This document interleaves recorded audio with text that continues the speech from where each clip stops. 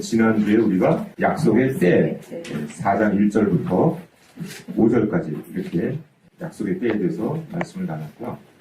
오늘 말씀은 4장 5절에서 7절 해서 4장을 마무리를 하려고 합니다.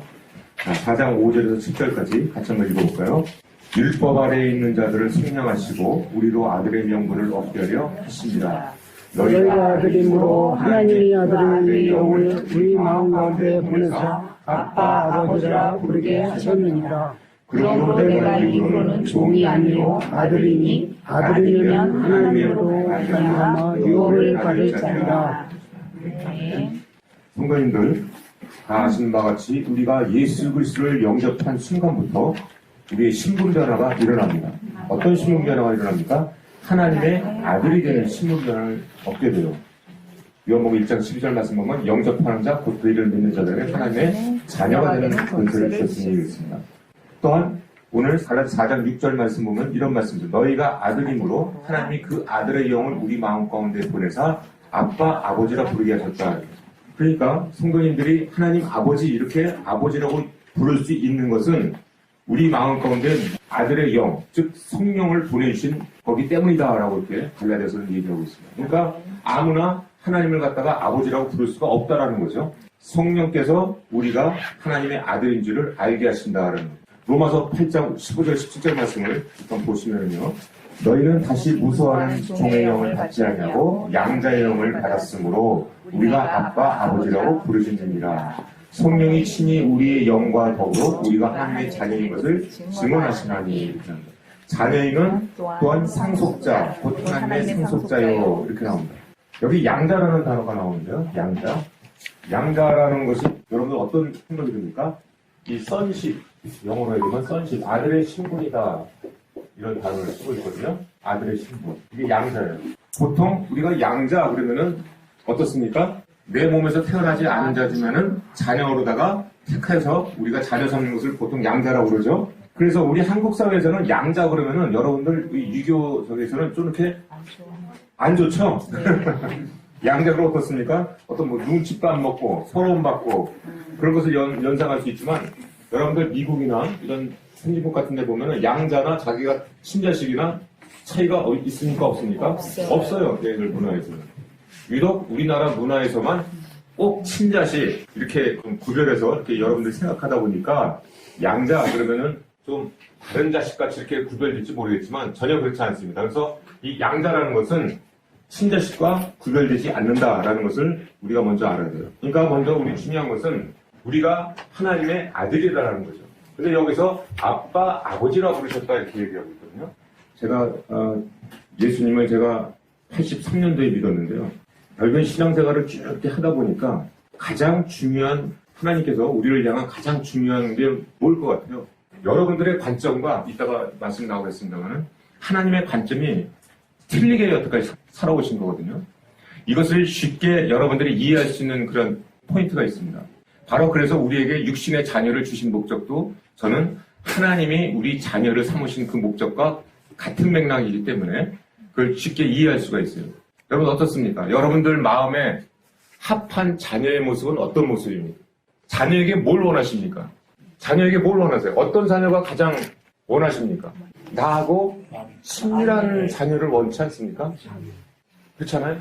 특히 여러분들 성도님들 나이가 드시면 드실수록 나하고 더 가까이 하고 이런 얘기 저런 얘기도 가까이 하고 늘 항상 나를 보기 원하고 하는 그런 자녀. 이것이 친밀한 자녀거든요. 우리 하나님께서 원하시는 자녀의 모습이 바로 그런 모습입니다. 그런데 어떻습니까? 자녀 입장에서 부모를 어떻게 대하나요? 여러분들은. 우리 자녀들 보면은 꼭 필요할 때만 와서 아빠 그러고 했다가 얻은 거 싹 받아갖고 쫙 가버려. 우리 자녀들 보면은 꼭 이 용돈 받을 때 되면은 조금 틀려집니다, 이제. 쭉 했다가 이렇게 어떻게 하면 또 쌩판 안 보이다가 돈 받는 날이면 씩 얼굴 내밀고 뭐 이런 경우가 많이 있어요. 여러분도 어떻습니까? 우리의 신앙 모습이 하나님 아버지에 대한 우리의 태도가 그런 모습으로 설한 부분들이 있는데 물론 아버지는 그런 모습들을 다 용납하세요. 그러나 섭섭한 마음이 있죠. 섭섭한 마음이 있습니다. 그래서 아버지의 마음은 오늘 이 친밀한 관계가 오늘 말씀의 주제인데요. 굉장히 중요한 주제입니다. 그래서 하나님께서 우리에게 원하시는 것이 바로 이 친밀함입니다. 여러분들에게 원하시는 거 아무것도 없어요. 우리 자녀에게 원하시는 게 뭐가 있겠어요? 우리 부모 입장에서. 친밀한 관계를 맺는 것이 가장 중요하죠. 여러분들 자녀가 잘 되면 뭐 할 것입니까? 또 내가 아무리 많이 퍼주는 것 의미가 뭐가 있겠어요? 결국에는 나하고 친밀한, 부모하고 친밀한 그런 관계를 맺는 자녀가 가장 귀한 자녀입니다. 따라서 친밀한 관계의 의미가 바로 뭐냐?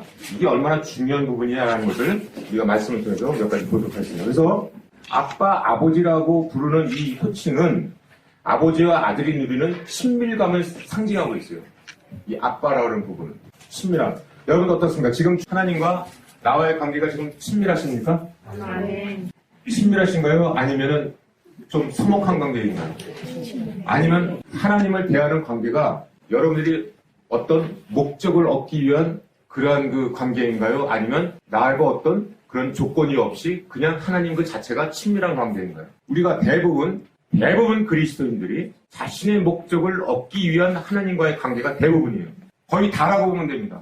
아닌 것 같지만 실제적으로 내 목적을 추구하기 위한 하나님을 찾는 경우가 많아요. 내 어떤 목적을 달성하고 싶고 내 필요를 채우기 위한 그런 하나님과의 관계인 경우가 많다 이 말입니다. 정말로 내가 순수하게 하나님과 친밀하기 위해서 하나님을 갈급한 마음으로 하나님을 찾고 그분의 임재를 기다리고 그분과 대화하고 그분과 관계 형성하고 그분과 희노애락을 같이 하는 그런 참 믿음의 생활을 하는 경우는 극히 드뭅니다. 따라서 오늘 저와 여러분들이 오늘 이 말씀을 통해서 하나님과의 친밀한 관계가 어떤 의미를 갖고 이것이 왜 중요한 것인지를 같이 깨닫기 원합니다.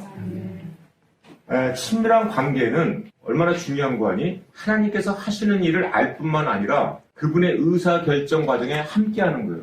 여러분들 이것은 굉장히 중요한 의미를 갖습니다. 이따가 모세 얘기를 나오는데요. 의사결정 과정에 참여하는 것이다. 친밀한 관계는. 제가 이런 표현을 썼는데요. 보통 사람들은 하나님을 구하는 것이 내가 필요한 것을 주시는 그러한 거로만 하나님을 관계를 형성하려고 하는데 그건 어떻습니까? 그분이 무슨 생각을 하든 상관없어. 내가 원하는 것을 받으면 그만이야. 그러나 우리 아버지께서 지금 어떤 생각을 갖고 계시고 도대체 무엇을 원하시는지 하는 것을 알아가는 것이 그래서 그분의 의사결정에 같이 함께하는 것이 굉장히 중요합니다. 그래서 친밀한 관계는 하나님의 마음을 움직이는 거예요. 어떻습니까? 여러분들은 하나님의 마음을 막 움직이실 수 있나요? 저 멀리 계시 보입니까? 친밀한 관계는 움직이는 관계거든요. 친밀한 관계의 의미는 그래서 이 성경 말씀에 보면 하나님이 뜻을 돌이켰다라는 표현이 많이 나옵니다. 여러분들 하나님은 뜻을 돌이키시나요? 안 돌이키시나요? 어떻습니까? 하나님은 변치 않는 하나님이시죠?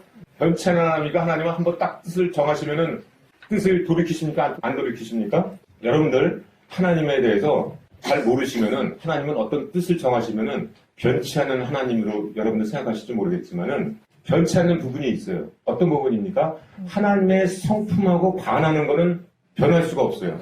무슨 얘기인지 아시겠죠? 자, 하나님의 성품이 뭐가 있겠습니까? 사랑, 공의, 긍휼하심, 성실하심 이런 것들이 하나님의 성품입니다. 그러니까 그런 부분을 바꾸는 그런 경우는 없어요. 그러니까 변치 않는다라는 것은 그분의 성품이 변치 않는다는 거예요. 우리 인간의 성품은 변할 수 있죠? 그러나 하나님의 성품은 변할 수가 없습니다. 그러나 그 성품 안에서 뜻을 돌이킬 수가 있는 거예요. 예를 들어서 그런 겁니다. 긍휼을 베풀어 주시옵소서 하고 눈물의 기도처럼 했었을 때 우리 하나님의 마음이 움직이십니까? 안 움직이십니까? 움직이세요. 모세가 백성들을 향해서 그 뜻을 돌이키시옵소서라고 기도할 때 하나님께서 뜻을 돌이키셨습니까? 안 돌이키셨습니까? 돌이키셨어요. 이스라엘 백성들을 멸망치 않게 하셨습니다. 이 광야에서 죽게 하심이 다른 이방 민족들이 볼 때 우리 하나님을 어떻게 보겠습니까? 라고 하면서 마치 대화하듯이 하나님 그러시면 안 됩니다. 어찌 피조물이 창조주한테 그렇게 막 설득하듯이 그런 표현을 할 수가 있을까요? 그런 관계가 바로 친밀한 관계라는 거예요. 우리의 기도가 바로 그런 기도가 돼야 된다는 거예요. 아멘. 그냥 마치 무슨 정해진 거에 갖고 그냥 주시면 주고 말면 말고 하는 그런 그 관계가 아니고 그 굉장히 서먹한 관계예요. 우리의 관계는 아빠, 아버지로서의 관계로서 굉장히 친밀한 관계가 돼야 된다는 거예요. 제가 이제 그 몇 주 후에는 또 믿음, 소망, 사랑에 대해서 또 갈라디아서 나오기 때문에 한번 말씀을 그때 구체적으로 하겠습니다만은 성도님들 예수님 그 때 예수님께 기도 응답받는 경우가 많이 나오죠. 근데 보면은 예수님께 응답받는 사람들 대부분 보면은 초면인 사람들이 많아요. 그죠? 네, 안진뱅이, 중풍병 환자, 뭐 그 사람들 뭐 오랫동안 관계가 된 사람들인가요? 아닙니다. 처음 본 사람들이에요. 처음 본 사람들한테 어땠습니까? 네가 낫고자 하느냐? 내가 너를 낫게 할 줄 믿느냐? 라고 했습니다. 뭘 요구하십니까? 네. 처음 본 사람들일지라도 믿음만 있으면 응답받는 거예요.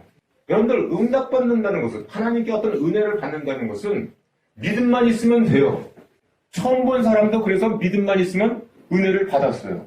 여러분들이 어떤 구하고 받는 거가 하나님과의 어떤 관계라고 생각한다고 그러면은 마치 초면인 사람들이 믿음으로 나는 받을 줄 믿습니다라고 하는 거하고 똑같은 거예요. 신앙생활 10년, 20년, 30년 됐는데 초면인 사람과 똑같은 그런 태도인 것 뿐인 거예요. 어떻습니까? 주님의 마음이 어떻겠어요? 10년, 20년, 30년 됐는데 맨날 처음 보는 사람처럼 주시옵소서, 주시옵소서, 주시옵소서. 믿습니다, 믿습니다. 요 정도 수준으로다가만 계속 주님과의 관계 형성을 한다면 우리 주님 마음이 어떻겠습니까? 처음 보는 사람한테도 믿음으로 안진병자도 일어서시고 눈도 뜨시게 하시고 이렇게 하시는 것이 주님의 은혜거든요. 따라서 우리는 이제 그러한 수준의 어떤 관계가 되어서는 안 된다라는 거예요. 아빠, 아버지라는 것은 엄청난 큰 의미를 갖고 있습니다. 그래서 우리의 믿음이 이제 변화해야 돼요. 우리의 기도의 내용이 변해야 됩니다. 썩어질 우상의 것이 바로 그런 것들이에요. 그냥 내가 필요하니까 내가 하나님을 찾는다. 이따가 말씀을 더 많이 나오니까 보도록 하겠습니다. 따라서 하나님과의 관계 형성은 아주 사소한 것까지 의논하는 거예요. 내가 할 수 있는데도 심지어 하나님께 묻고 결정하는 거예요. 어떻습니까? 여러분들 아까 내가 자녀 관계를 얘기를 했는데 어떤 자녀가 좋습니까?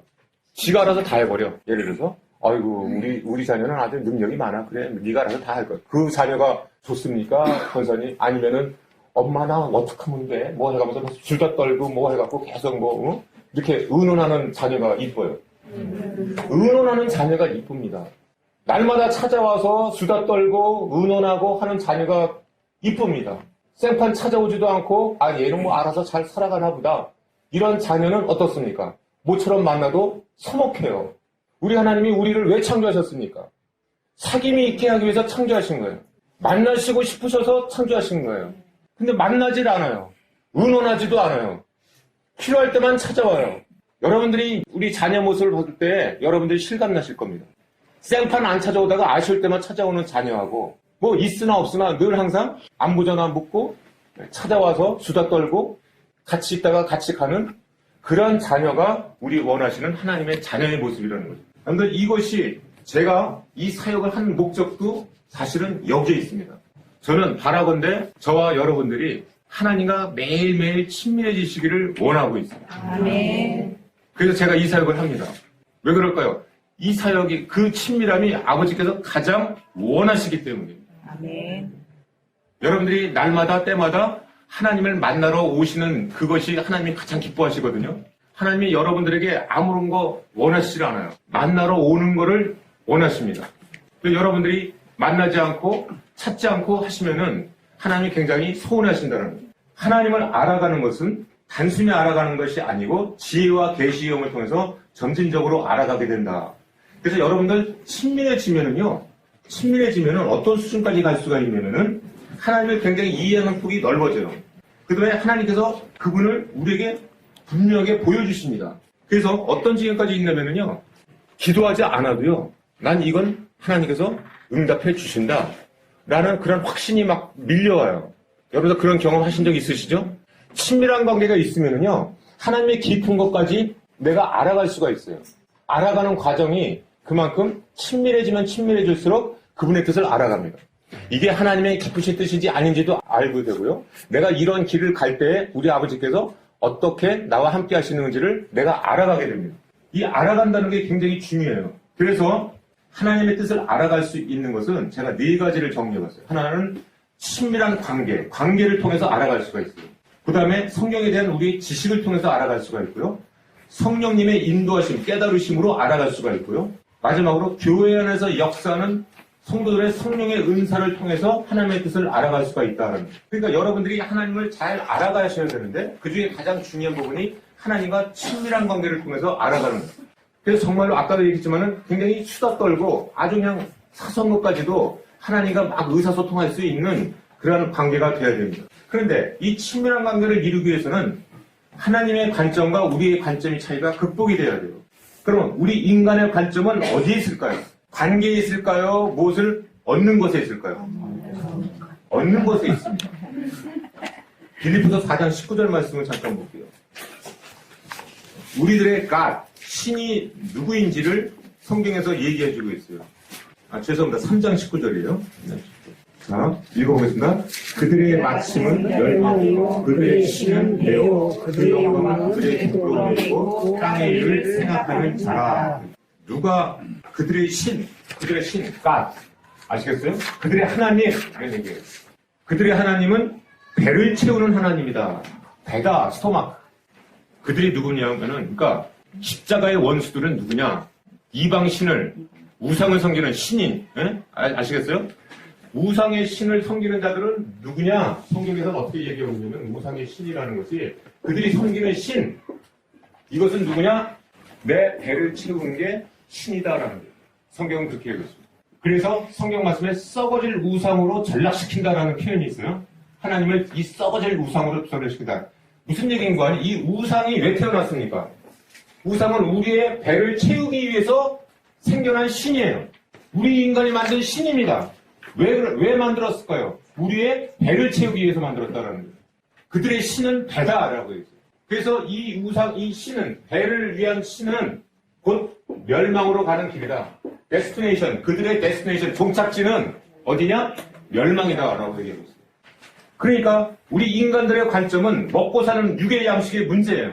온통 관심이 여기에 차 있고 신은, 그들이 섬기는 신은 이 먹고 사는 문제를 해결해주는 신이 되어야 되는 거예요.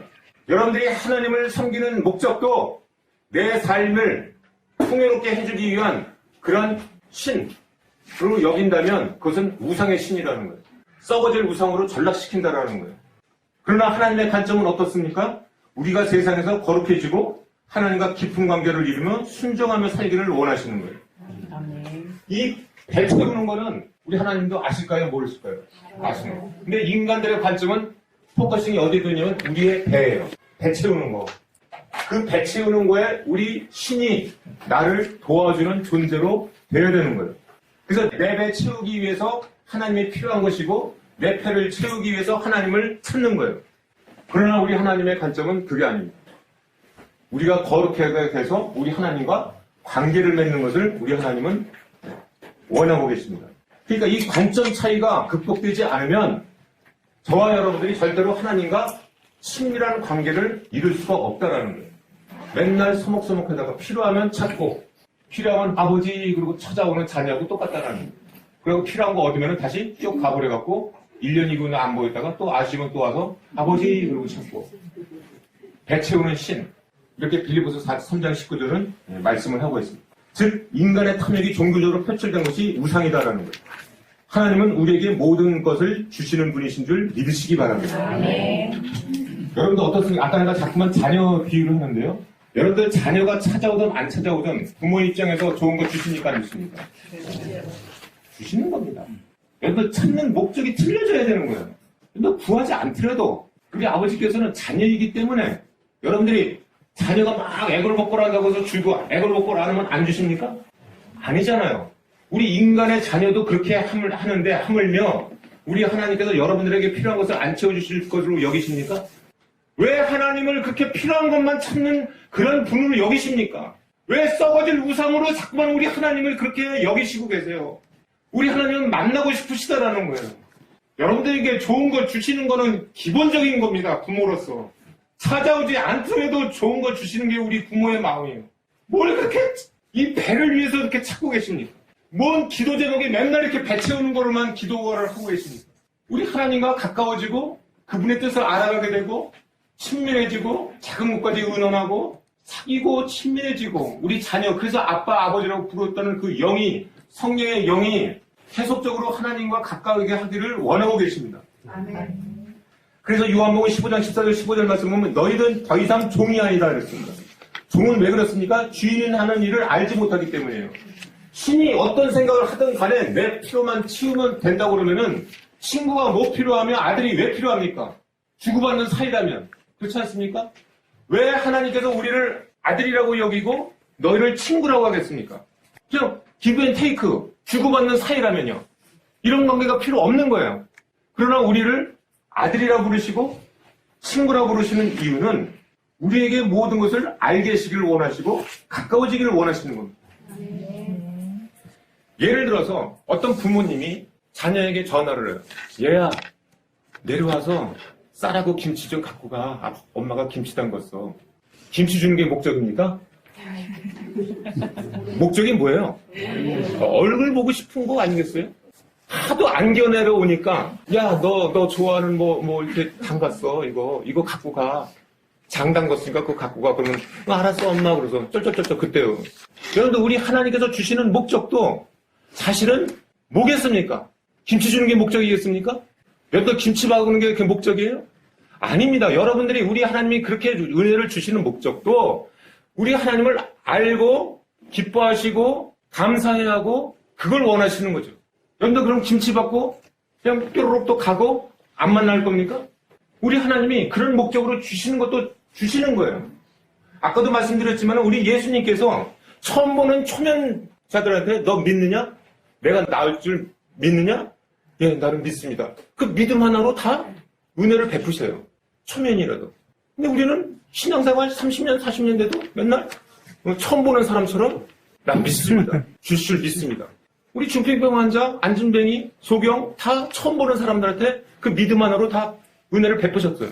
따라서 너 이 하나님을 자꾸만 우리의 배를 채우는 여러분들이 우상의 신으로 여기며 살아가고 있다는 것은 그거야말로 그것이 바로 우상숭배입니다. 우리 하나님께서 왜 우리를 친구라 부르시고 아들이라 부르시는, 아빠라고 부르시는 목적이 우리의 마음을 같이 하고 싶고 우리를 보고 싶어 하시고 대화하고 싶으신 겁니다. 그래서 친밀한 관계의 의미는 아까도 말씀드렸지만 하나님의 마음을 움직이는 관계예요. 여러분들이 어떤 기브 앤 테이크 그런 수준이 아니고 하나님의 마음을 막 움직이실 수 있어야 돼요. 예를 들어서 어떤 아픈 지체가 있어요. 아버지 이러시면 안 됩니다. 이 지체 데려가시면 안 돼요. 이 지체 꼭 살려주셔야 됩니다. 이 지체 꼭 살려주셔야 됩니다. 여러분, 아버지 꼭 살려주셔갖고 우리의 믿음이 땅에 떨어지지 않게 됩니다. 라고 막 기도하고 하면 아버지께서 마음이 움직이십니다. 여러분들 그것을 반드시 응답받을 줄 믿습니다. 여러분들 그만큼 아버지의 마음이 굉장히 연약하세요. 하나님이 강하실 것 같죠? 사랑 안에서 긍휼에서 굉장히 마음이 움직이십니다. 여러분들의 눈물 기도에 굉장히 마음이 움직이세요. 막 친밀한 관계는 막 대들어야 돼요. 모세처럼 막 안 됩니다, 안 됩니다. 이스라엘 백성 안 됩니다라고 막 움직이시면은 우리 하나님께서 막 움직이십니다. 그게 친밀한 관계예요. 여러분도 그런 기도하고 싶지 않으십니까? 우리 지체 한 사람 한 사람들을 놓고 아버지께서 기뻐하시는 지체들로 세워져 가기를 소원하셔야 돼요. 아멘. 우리의 기도는 어떤 서로 친구같이 1대1로 대화하는 기도입니다. 그래서 우리 하나님의 창조주와 함께 전략적인 계획도 세우고요. 단판도 때로는 짓고요. 하나님의 마음을 돌이키시. 여러분들 세계적인 어떤 그런 대통령 막 움직이는 거 우리 눈물 하나의 기도로 다 움직이시는 하나님이십니다. 세계를 움직일 수가 있는 거예요. 우리가. 하나님 아버지 안 됩니다. 우리 나라를 지켜주셔야 됩니다. 사람의 마음을 움직이게 하시고 뜻을 돌이키게 하시고 하는 것들을 우리 하나님께서 기뻐하십니다. 여러분들 그런 깊은 기도가 바로 친밀한 기도입니다. 엄청난 기도의 파워의 능력이 있어요. 그러니까 내 마음 스스로가 알아요. 내가 하나님과 지금 친밀한지 서먹한 관계인지. 그래서 여러분들이 지금 서먹한 관계에 있다면 하루빨리 친밀해지기를 소원합니다. 아멘. 그러려면 어떻게 됩니까? 매일매일 만나셔야 돼요. 말씀과 기도를 통해서 계속 그분을 만나셔야 되고 앵무새처럼 이렇게 배만을 위한 그런 기도가 아니고 아버지의 마음을 헤아릴 줄 알고 같이 대화하는 그런 기도로 바뀌셔야 됩니다. 하나님의 또한 친밀한 기도는 하나님께 담대하게 나아가는 거죠. 담대하게 나아간다. 아브라함이 소돔과 고모라를 기도했을 때 어땠습니까? 의인이 50명이면 멸하지 않겠습니까? 40명이 멸하지 않고 30명이 멸하지 않고 결국엔 몇 명이 10명까지 가죠. 뭡니까 이것이? 이해력이 굉장히 부족했다라는 거거든요. 그러나 우리 하나님께서는 다 어떻습니까? 다 거기에 따라서 다 맞춤식으로 계속 응답하십니다. 50명이면 내가 멸하지 않겠다. 40명이 사냐. 어떻게 보면 굉장히 짜증나죠. 그러나 이렇게 이해력이 떨어진 그런 아브라함에게 책망하시는 것보다도 기쁘게 그 간구를 응답하시는 것을 볼 수가 있습니다. 그러니까 여러분들이 부족하고 이해력이 부족해도 하나님은 기뻐 받으세요. 우리 그 수요 모임에서 지난주까지 우리가 공부했던 책이 친밀감에 대한 책을 존 비어 목사님이 쓴 친밀감에 대한 책을 읽었거든요. 여러분들도 꼭 그 친밀감, 존 비어 목사님의 친밀감이라는 책을 한번 읽어보시기 바라는데 거기에 그런 말씀이 있습니다. 여러분들이 다 방언받기를 원합니다. 방언의 은사를 사모하셔야 돼요. 근데 이 방언의 목적이 있어요. 저도 그 책을 보면서 방언의 목적이 뭐냐. 자, 방언은 영으로 기도하는 거죠. 네, 영으로 기도하는 겁니다. 우리가 이성적으로 기도하는 것은 내 뜻대로 내 생각대로 해서 기도를 올려드리는 거예요. 그러나 방언은 영으로 기도하는 겁니다. 영어로 기도하는 목적이 있는데 몇 가지 중에 있는데 그 중에 하나가 뭐냐면 수준을 맞춰가는 기도다라는 거예요. 즉 무슨 얘기예요? 아니 이렇게 저 대화를 하려면 뭐가 돼야 돼요? 수준이 맞아야 되겠죠? 그러니까 물론 수준이 안 맞는 거를 우리 하나님께서는 계속 다 응답하세요. 그러나 우리가 이제 점점 가까워지고 친숙해지면 어떤 관계가 돼야 됩니까? 수준이 맞는 기도가 돼야 돼요. 수준이 맞아야 된다. 격이 맞는다고 그러죠? 격이 맞는다. 격이 안 맞으면 대화가 돼야 안 돼요. 잘. 안 되니까. 여러분들 친구가 뭐 격이 안 맞으면 만나려고 그래? 안 만나요. 그래서 우리 하나님께서 방언의 은사를 주셔서 방언을 막 기도하는 것은 하나님과의 어떤 격이 맞는 그러한 기도를 원하시기 때문에 방언을 또 주시기도 하죠. 따라서 여러분들이 그런 수준까지 원하시죠? 하나님과 격이 맞는 좀 대화를 하기 원하시지 않습니까? 지금 여러분들이 하는 기도의 수준이 하나님과 격이 맞다고 생각하십니까? 좀 더 부족하다고 느끼시죠? 그러려면 하나님을 더욱더 알아가고 이제 또 하나님께서 방언의 은사도 주셔서 여러분들이 하나님의 격에 맞는 그런 기도도 하기를 소원합니다. 아멘. 그 책에 그런 얘기가 있어요. 왜 여러분들이 방언을 못 받느냐? 구하지 않기 때문이다라는 거예요. 여러분들 방언을 위해서 사모하게 막 기도합니까? 그냥 막 사모하는 마음으로 하나님, 내가 정말 하나님과 격이 맞는 대화를 하고 싶습니다. 이런 수준의 기도가 아니고 내가 정말 하나님이 원하시는 기도하고 싶습니다. 나에게 방언의 은사를 주시옵소서. 여러분들이 간절하게 기도하면 다 방언의 은사를 주신다는 거예요. 따라서 우리가 그러한 방언을 구하는 목적도 다 뭡니까? 하나님과 친밀한 대화를 이루기 위한 하나의 수단인 것 뿐이에요. 언어의 수단인 것 뿐인 거예요. 그만큼 우리의 마음이 친밀함에 대한 사모함이 있어야 돼요. 간절한 사모함. 그렇지, 하나님의 수준은 이만큼인데 나는 맨날 이 수준에서 머문다면 대화가 되겠습니까? 좀 더 깊은 대화가 되어야 되겠죠? 자, 사도 바울이 자신의 육체의 문제, 눈이라고 그러면 이 눈의 문제를 위해서 굉장히 기도를 했어요. 고린도서 12장 8절 9절 말씀으로. 그러나 응답받지 못했어요. 간절히 3번 기도해도 응답받지 못했어요. 그런데 나중에 깨달았어요. 어떻게 해서 깨달았게 됐을까요? 네 약함이 내 능력이 약한 데서 온전해지니라. 내 은혜가 네게 족하도다. 이런 하나님의 뜻을 깨닫게 된 거죠. 그러니까 내 눈이 nak지 않아도 내 약한 데서 하나님의 능력으로 내가 은혜로 사는 것이 족하다라는 것을 깨닫게 된 거죠. 여러분들이 친밀한 기도를 하게 되면 하나님의 뜻을 알아간다라는 거예요. 응답을 받던 응답을 안 받던 하나님의 뜻이 무엇인지 알아간다라는 거예요. 그런데 어떻습니까? 기도 응답이 안 돼도 그냥 침묵한다라든가 아무 문제도 안 되는 것처럼 그냥 가장하는 거. 이것은 문제 해결 따로 믿음 생활 따로다라. 여러분들이 응답받지 못하면 하나님께 왜 그런 겁니까? 라고 이렇게 묻고 따져야 된다라는 거예요. 친밀한 관계에 있어서는. 응답받지 않았는데도 그냥 아무렇지도 않은 듯이 그냥 안 주시나 보다. 예를 들어서 자녀가 아빠 나 이거 좀 갖기 원해요. 그런데 아무 대답도 안 해. 얘도 아무 묻지도 않으면 어떻게 되겠어요? 아빠 왜 안 주는 거야? 대체 뭐가 잘못된 건데? 안 주는 거야? 내가 뭐 잘못된 거야? 뭐 때문에? 이유를 아는 게 나쁜 겁니까? 옳은 겁니까? 지금 그게 당연한 거예요. 그런데 묻지도 않고 안 주면 안 주나 보다. 주면 주나 보다. 주세요. 그러다가 안 주면 말아라.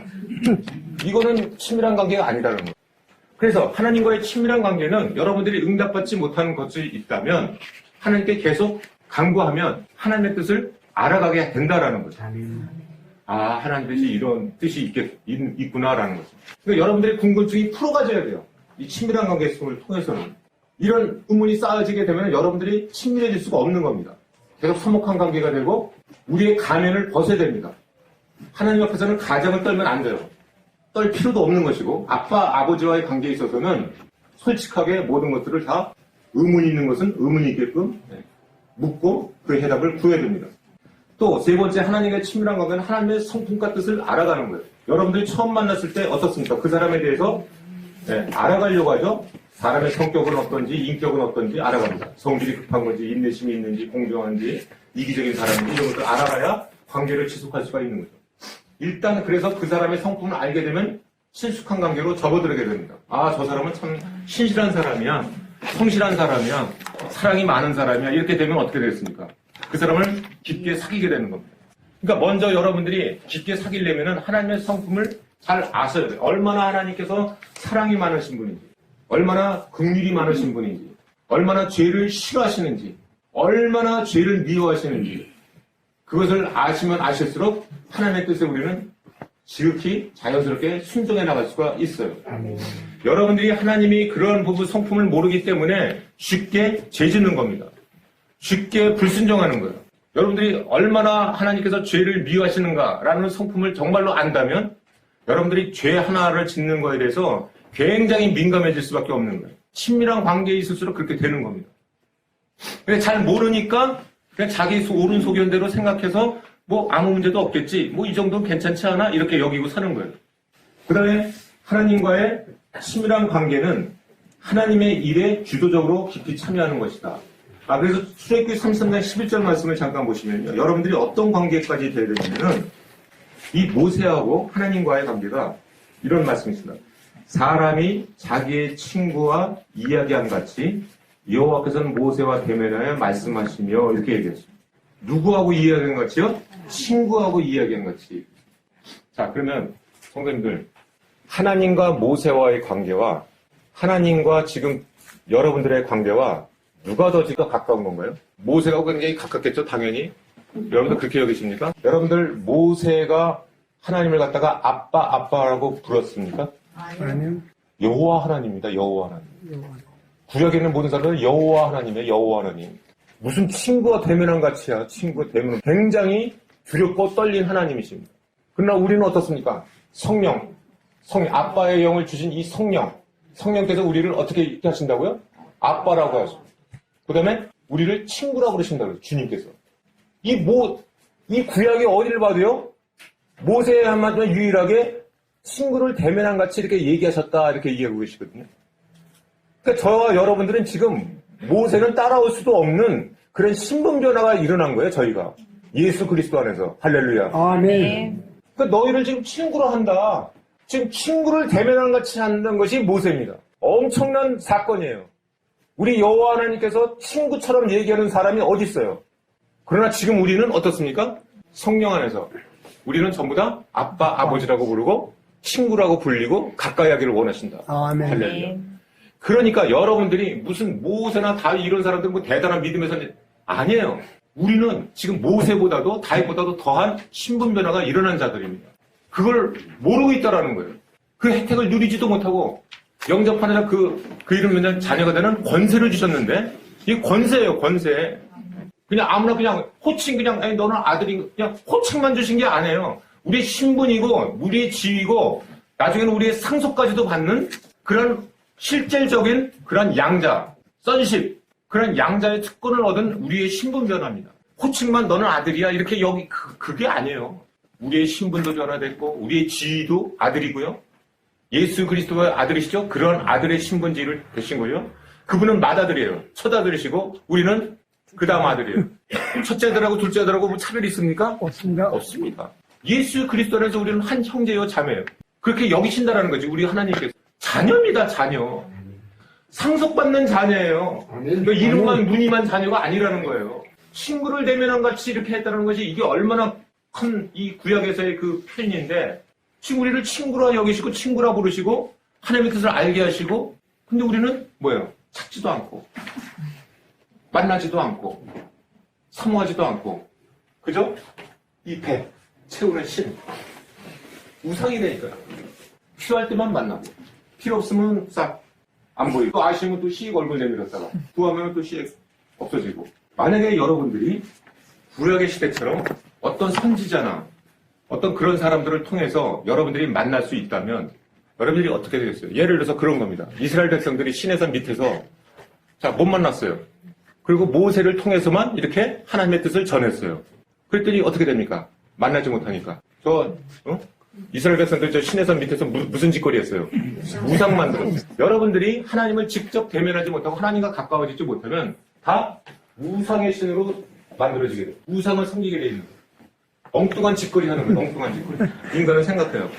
여러분들이 늘 항상 그래서 하나님과 만나고 대면하고 가까이 할 때 우리 하나님과 가까워지면서 하나님의 뜻을 알아가게 되는데 하나님과 멀어지게 되면 어떻게 되느냐? 전부 다 우상을 섬기는 자들로 전락해버리고 만다는 거예요. 따라서 여러분들이 어떤 선지자나 어떤 그런 예를 들어서 목사님이나 이런 분들을 통해서만 어떤 하나님을 알아가려고 하고 여러분들이 어떤 그 하나님을 만나려고 한다 그러면 여러분들 큰 오산인 거예요. 우리 하나님은 그런 걸 원하시는 것이 아닙니다. 여러분들 어떤 목사님이나 이런 분들 통해서만 어떤 말씀을 전하고 말씀을 듣고 하나님을 만나고 그게 아니에요. 하나님의 뜻이. 매일매일 여러분들의 삶이 예배가 되기를 소원합니다. 아멘. 그것이 예배예요. 하나님과 매일매일 만나고 친해지고 의논하고 대면하고 어떨 때는 변론하고 단판도 짓고 사소한 것까지도 의논하고 기뻐하고 독백하고 길거리 가서도 중얼중얼 대면서 같이 다른 사람들은 미친 사람처럼 보일 수도 있겠죠. 쟤는 그렇게 보일. 그러나 늘 항상 아버지를 찾고 아버지와 함께 의논하고 기뻐하고 아름다운 꽃을 봐도 하나님을 찬양하고 혼자 있을 때도 외롭지 않고 늘 항상 주님과 동행하면서 위안을 얻고 위로받고 이것이 관계거든요. 일주일 내내 하나님 만나지도 않고 찾지도 않다가 예배 드리러 가야지. 그게 만남이 아니라는 거예요. 자, 그러면 자기중심성과 관계중심성이 나오는데요. 여러분들 잘 보시기 바랍니다. 출애굽기 14장 11절 12절에 왜 우리의 마음이 두려움, 원망, 불신앙 이런 것들로 가득 찼는지를 극명히 보여주는 게 바로 출애굽기 14장 11절 말씀입니다. 10절부터 바로가 가까이 올 때 이스라엘 자손이 눈을 들어본즉 애굽 사람들이 자기들 뒤에 이른지라.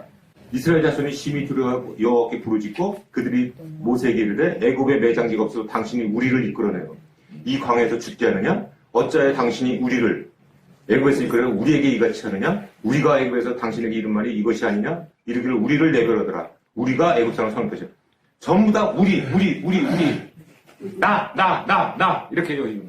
온통 중심이 우리 중심이에요. 나 중심이에요. 그러니까 이스라엘 백성들은 어떤 백성들이었느냐? 하나님께서 하시는 일을 통해 이득을 얻고자 하는 무리들인 것뿐인 거고 하나님의 뜻을 구하기보다는 자신들의 이득을 먼저 따지는 존재들이었다는 거예요. 그러니까 뭔 일만 있으면 나의 문제, 내 중심이에요. 내 중심으로 하나님도 존재하는 거예요. 나의 목적을 채우기 위한 수단으로 하나님을 섬기고 있는 거예요. 그러니까 이스라엘 백성들이 지금 하나님을 섬기는 목적은 뭔가 자신들을 이득을 위해인 거예요. 그러니까 만약에 자신들이 어떤 위험에 처진다든가 어떤 뭐가 부족하다든가 그러면 금세 뭐가 생깁니까? 원망이 생겨요. 그 신에 대해서. 그러니까 불평, 불만, 불신앙으로 이렇게 하고 있는 겁니다. 그런데 어떻습니까? 반면에 모세를 보시기 바랍니다. 모세. 출애굽기 33장 15절. 이 말씀 보면 이런 말씀. 모세가 여호와께 아뢰되 주께서 친히 가지 아니하시거든 우리를 이곳에서 올려보내지 마옵소서. 모세는 이런 하나님께 얘기를 합니다. 하나님께서 여호와께서 함께 하시지 않으면 나도 가지 않겠습니다. 이 뜻이에요. 이스라엘 백성들은 어떻게 했습니까? 여호와가 같이 가든 안 가든 우리가 목적만 달성하면 되는 거예요. 우리의 이득만 취하면 되는 거지만 모세는 지금 뭐라고 얘기하고 있냐면은 여호와께서 함께 하시지 않으면 나 가지 않겠다라고 얘기하고 있어요. 그러니까 모세의 목적은 하나님과의 관계입니다.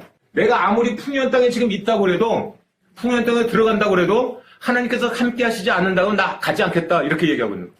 그런데 이스라엘 백성들은 하나님이 가든 함께 하시든 안 하시든 풍요한 땅에 들어가면 되는 거예요. 마찬가지로 우리도 하나님과의 관계에 있어서 내가 기도한 목적을 달성하면 끝난 거예요.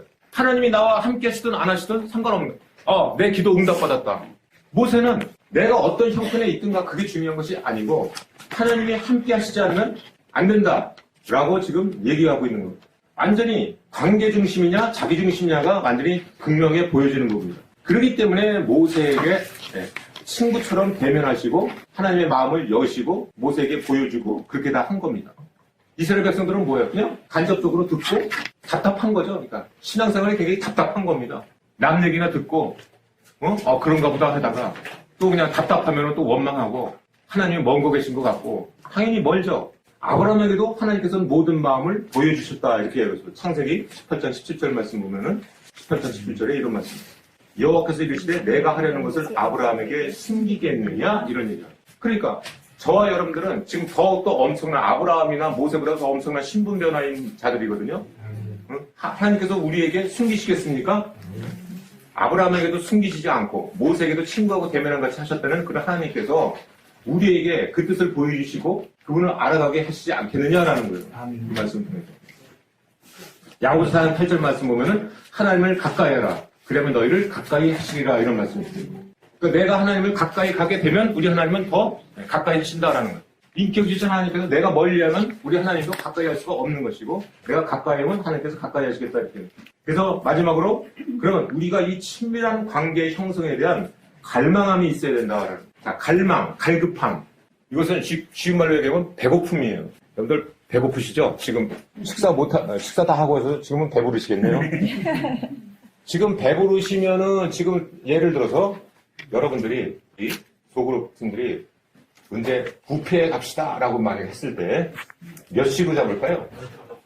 응? 밥 먹기 전으로 가겠죠? 당연히. 네. 저희가 좀 많이 먹겠죠?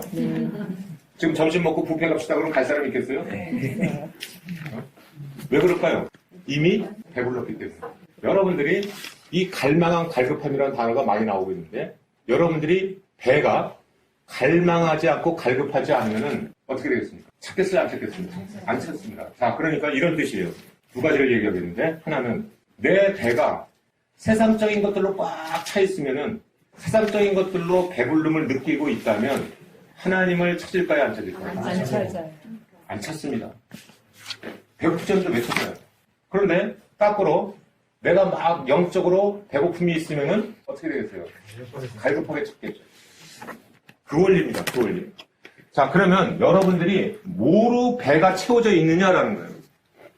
첫 번째, 갈망함에 대한 가장 근본적인 부분은 첫 번째, 내가 뭘로 채워져 있느냐라는 거예요. 뭐로 채워질 때 내가 배부르게 느끼냐라는 거예요. 여러분들이 지금 가치관이 예를 들어서 세상적인 것을 내가 배부르다라고 여기면은 절대로 하나님을 찾지 않습니다. 갈급해하지 않아요. 그래서 다윗 같은 경우에 시편 86편 1절 말씀 보세요. 다윗은 맨날 배고프다고 그랬어요. 맨날 가난하다고 그랬어요. 86편 1절 말씀 보세요. 여호와여 나는 가난하고 궁핍하오니 주의 귀를 기울여 내게 응답하소서. 이렇게. 가난하고 궁핍하대요. 여러분들 이게 뭘 뜻할까요? 다윗이 얼마나 부자였는지 아십니까? 얼마나 부자였어요. 역대상 22장 14절 말씀 보면 성전 건축을 위해서 금 10만 달란트하고 은 100만 달란트하고 무게를 다할 수 없는 녹화철을 자녀 솔로몬에게 성전 건축을 위해서 준비를 한다요. 금 10만 달란트, 은 100만 달란트예요. 이건 어마어마한 숫자입니다. 어마어마한 숫자. 그런 다윗이 지금 얘기하고 있는 게 뭐냐면 나는 가난하고 궁핍하다 이렇게 얘기하고 있어요. 여러분들이 만약에 금 10만 달란트, 은 100만 달란트를 가진 억만장자라고 그러면은 이런 표현을 하겠습니까? 주여, 나는 항상 가난하고 궁핍합니다. 이렇게 얘기하겠어요? 뭐가 가난하고 궁핍한데, 뭐 부족할 거 없는데, 이렇게. 여러분들이 이 영적 상태가 지금 어떤 거냐 이거죠. 내 배가 이렇게 금 10만 달란트, 은 100만 달란트로 채워져 있었고, 나는 부족함이 없고요. 나는 주님께서 주시는 축복 가운데 나는 늘 항상 이렇게 풍요롭게 살 수 있어서 감사합니다. 그게 영적 갈급함이 아니다라는 거예요. 여러분들이 절대로 그렇다고 그러면은 내 배가 이렇게 채워져 있다고 세상적인 걸 채우고 있다면 절대로 하나님과 친밀한 관계가 이루어질 수 없다라는 거예요. 라오디게 교회의 문제는 뭐냐면 물질의 풍요함에 있었던 것이 아니라 물질로 인해서 영혼이 만족해 있었다라는 거예요. 문제가. 계시록에서 예수님께서 라오디게 교회에다가 책망하실 때 뭐냐면은 너희들이 세상 것들로 배가 채워져 있어갖고 영혼이 부족하지 않다고 느끼고 있다. 이거를 책망하고 있는 거예요. 여러분들이 지금 한국 교회와 한국 사회가 굉장히 지금 잘 살고 있죠? 부족한 게 없는 거예요. 영적 배고픔이 없는 겁니다. 영적 갈급함이 없는 거예요. 그러니까 하나님을 찾을 이유가 없어요. 옛날 보릿고개 우리나라 했을 때는 갈급했던 거예요. 왜? 배가 고팠으니까. 그것도 다 결국에 보면 뭡니까? 다 잘못된 거예요. 이 배를 채우기 위한 신으로 하나님을 찾는 거예요. 그래서 배를 채워줬어요. 그랬더니 어떻게 다 떠났어요. 다 보릿고개 때나 지금 때나 다 우상을 섬기고 있는 거하고 똑같은 거예요. 제가 그랬죠? 우리 자녀가 뭐 말라 하더라도 우리 부모님은 다 주시는 분들입니다. 여러분들이 내 배가 뭐로 채워질 때 내가 만족감을 얻느냐라는 거예요. 이 음식은 아주 독특한 특성이 있습니다. 한번 입에 맛들어 놓으면은 그 입맛을 바꾸기가 굉장히 힘들어요. 저와 여러분들 여기 인스턴트 음식 좋아하는 분들 없죠? 햄버거 뭐 이런 거 좋아하십니까? 아니죠. 한식 좋아하시죠? 네. 왜 그렇습니까? 수십 년 동안 그 음식에 길들여서 그래요. 이 입맛에 길들여서 그렇다 이 말이에요. 그런데 우리 자녀들은 어떻습니까? 그냥 전부 다 인스턴트 성향이었죠. 왜 그렇습니까? 그 짧은 기간 동안에 입에 그렇게 입맛이 그렇게 길들여져 있기 때문에 여러분들이 이 입맛, 이 배가 뭐로 채워졌는지 이것을 체질 개선을 하지 않으면 이것을 굉장히 바꾸기가 힘듭니다. 입맛 바꾸기가 힘든 거하고 똑같다라는 거예요. 여러분들이 나는 그걸로다가 내가 만족해, 배불러라고 한다고 여기고 있다면 빨리 그 인스턴트 음식에서 빨리 내 입맛이 바꿔져야 된다는. 그렇지 않으면 배고픔은 못 느껴. 자, 이 육적 배고픔은요 금세 반응이 나타납니다. 오늘 한 끼라도 그러면은 지금 난리가 나죠? 아이고, 왜 이거 빨리 예배 안 끝나? 이거 빨리 밥 먹으러 가야 되는데. 난리가 납니다. 영적 배고픔은. 그런데, 육적 배고픔은 지금 모 인사가 지금 뭐 단식 투쟁하고 있는데, 저 사람 얼마나 배고플까? 이렇게 얘기하는데, 여러분들 단식하는 분들 보면 5일 이상 지나가면요, 배고픔을 못 느낀답니다. 못 느낀대요. 그래갖고 배고픔을 못 느낀대요. 자, 영적 배고픔은 어떤 특징이 있냐면은, 육적 배고픔처럼 이렇게 한 끼 못 먹어도 막 난리 납니까? 여러분들 하루 기도 안 했다고 그래서 하루 음식 못 먹는 거하고 그런 반응이 안 일어나죠? 네. 영적 배고픔은요, 반응이 안 일어난다는 거예요. 그러니까 그냥 슬슬 그냥 죽어간다는 겁니다. 반응이 없다는 거예요, 반응이. 그러니까 여러분들이 영적 배고픔을 계속 이렇게 있으면 어떻게 되느냐, 영적을 채워지지 않으면 다 슬슬 다 죽어간다는 거예요. 나는 굉장히 고요한 것 같지만 고요한 게 아니라 죽은 거예요, 죽은 거. 그렇기 때문에 이 배가 뭐로 채워져 있느냐라는 게 지금 먼저 중요한데 이것이 다윗과 같이 내가 항상 가난하고 궁핍한 그런 영적 배고픔의 갈망 상태가 바로 관계 형성에 대한 굉장히 중요한 일이거든요. 내가 이 배를 세상적인 것으로 채우면은 절대로 그것을 배부르다고 여기면 여러분들이 절대로 하나님과 친밀한 관계에서 오지 않는다는 거예요. 왜 다윗은 가난하고 궁핍하다고 그랬습니까? 내가 아무리 재물이 많아도 하나님과의 친밀한 관계로부터 오는 달콤함을 부족하다라고 하는 거죠. 부족하다라는 거예요. 심령을 잡다한 세상의 쓰레기로 가득 채운 사람은 영적인 것을 가급해하지 않는다라는 거죠. 반대로 우리의 내적 충만함이 주님의 관계에서 날마다 풍성해지면은 배불러갖고 영적인 것으로 배불러서 세상의 것들로 배를 채우려고 할까요? 안 할까요? 안 한다는 거예요. 내가 영적으로 배불러 있으면 세상적인 것들이 그렇게 그걸 막 이렇게 요구하지 않는다라는 거예요. 자, 그 차이예요, 그 차이. 그러니까 여러분들이 뭐가 돼야 되겠어요? 이 체질 개선이 일어나야 돼. 입맛이 바뀌어야 된다, 입맛이 바뀌어야 돼. 그러니까 여러분들이 내적 충만함으로 이 주님 관계에서 충만해지고 그것으로 배로 채워진다면 그것으로 배부름을 느낄 수 있는 그런 관계가 빨리 형성돼야 되는 거예요. 아멘. 이제 말씀을 맺겠습니다. 한 말씀을 한번 보겠는데요. 우리 시편 107편 9절 말씀을 잠깐 보고 두 가지 말씀 보고 말씀을 마치겠는데요. 같이 읽어볼까요? 그가 사모하는 영혼에게 만족을 주시며 줄인 영혼에게 좋은 것으로 채워주심이로다. 네. 여러분들이 갈급한 줄인 영혼, 사모하는 영혼에게 뭐를 주신다고요? 만족함을 주시고 좋은 것으로 채워주신다. 여러분들이 친밀한 관계는 굉장히 그래서 중요한 부분이 있어요. 여러분들이 관계만 친밀해지면 우리 하나님께서는 모든 것을 좋은 것으로 채워주시는 그런 분이시다라는 거예요. 아멘. 여러분들이 그러니까 기도 제목에 이런 기도하는 틀이 다 바뀌셔야 돼요. 뭐 주세요 하는 것은 우리 자녀가 그냥 맨날 와갖고 아버지 이거 주세요 저거 주세요 하는 거고 그것은 우리 주님께서 처음 만난 사람에게 믿음으로 다 응답해 주신 거하고 거의 차이가 없는 거예요. 우리는 하나님과 늘 친밀한 관계를 형성하면 그냥 받는 것은 저절로 받는 겁니다. 저절로. 아멘. 그러니까 친밀한 관계가 얼마나 중요하겠어요. 여러분들 친밀한 관계의 기도를 하셔야 되는 겁니다. 마지막으로 한 말씀 더 보세요. 신명기 11장 9절에서 11절 말씀으로는 제가 사실 아브라함에게 주신 그 세 가지 약속이 있다고 그랬죠.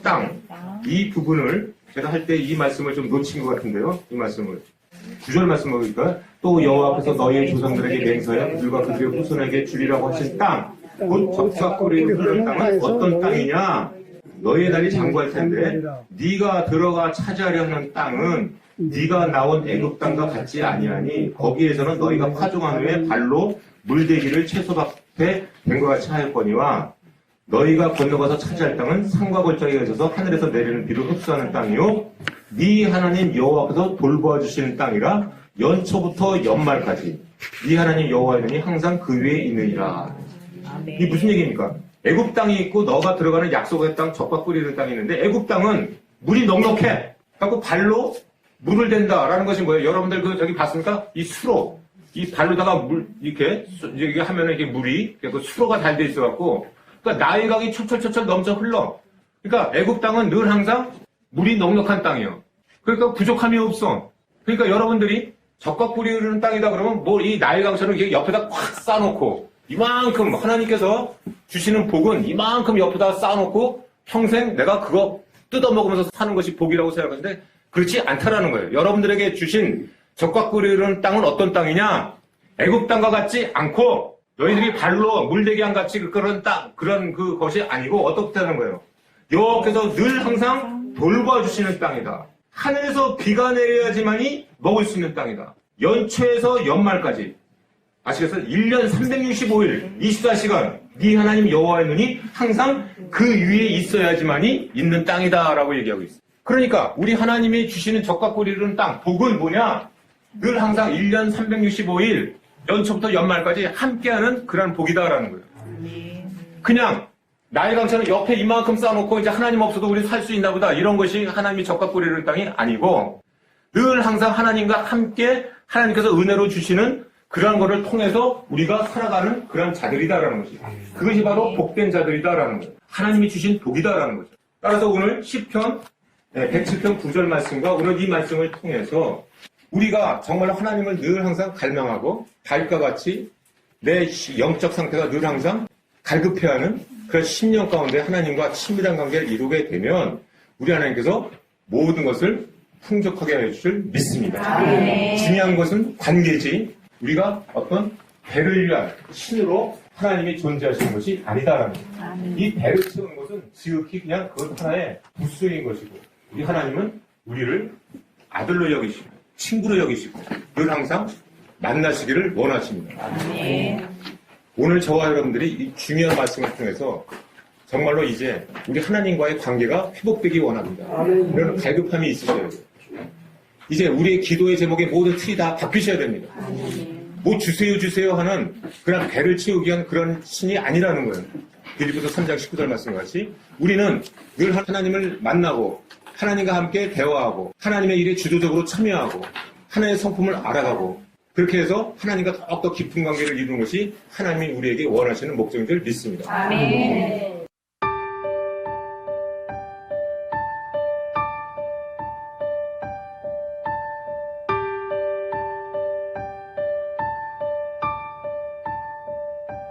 아침에 주의 인자하심을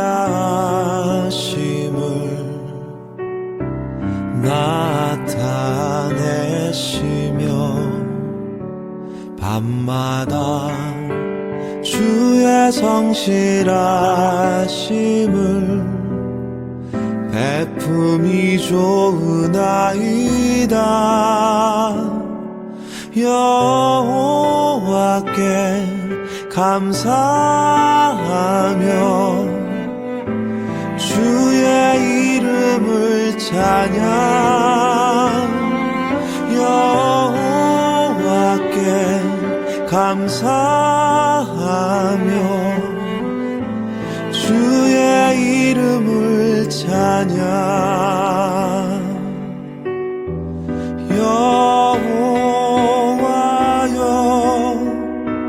주의 행사가 어찌 그리 크신지요. 주의 생각이 심히 깊으시나이다.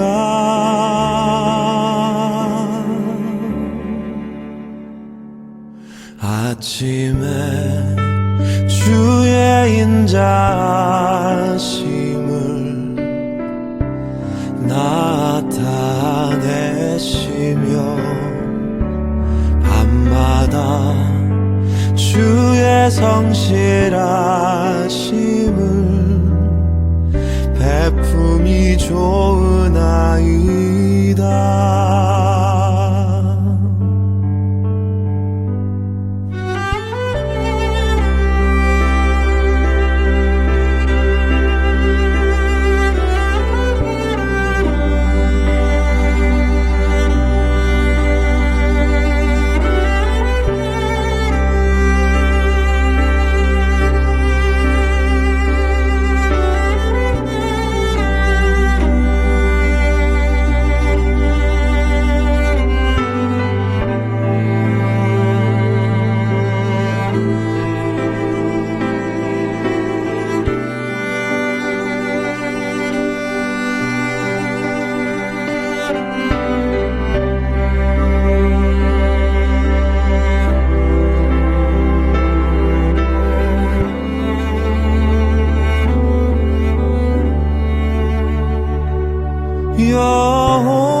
여호와께 감사하며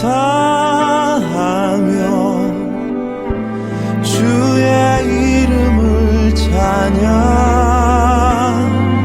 여호와께 감사하며 주의 이름을 찬양.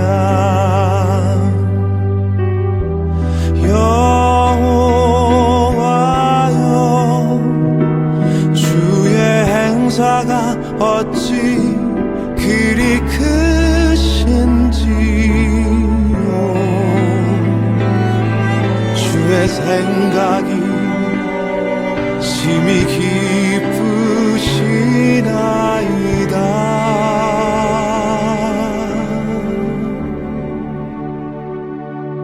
아침에 주의 인자하심을 나타내시며 밤마다 주의 성실하심을 베품이 좋은 아이